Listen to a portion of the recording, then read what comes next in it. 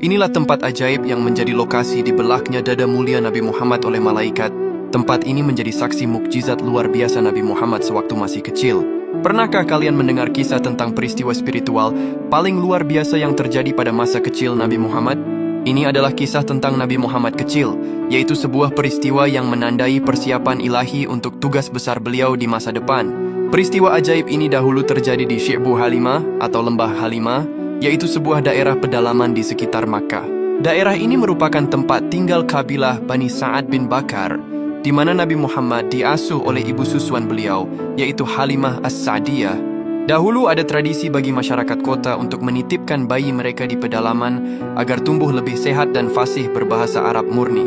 Secara geografis, lokasi ini adalah daerah perbukitan dan lembah gersang yang menjadi ciri khas padang pasir. Meskipun tidak ada bangunan khusus atau penanda modern di lokasi persisnya saat ini, area tersebut dikenang sebagai tempat di mana salah satu peristiwa penting dalam masa kecil Nabi terjadi.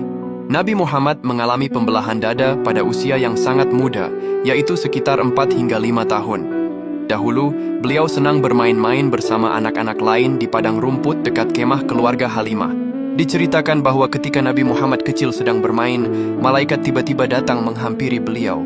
Dalam peristiwa tersebut, dada Nabi Muhammad lantas dibelah, lalu hati Nabi Muhammad lantas disucikan.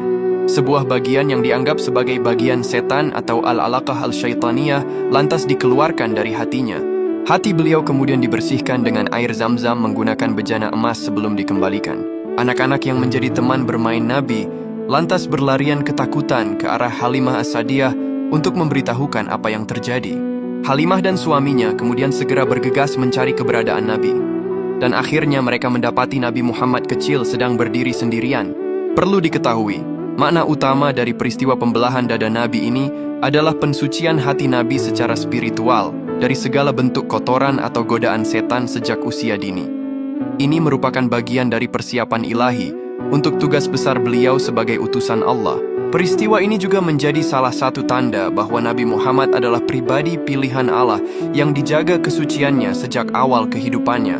Peristiwa di Lembah Halimah ini merupakan bagian dari sejarah yang menunjukkan betapa istimewanya sosok Nabi Muhammad yang dipersiapkan langsung oleh Sang Pencipta untuk menjadi pemimpin umat manusia. Allahumma sholli ala Sayyidina Muhammad.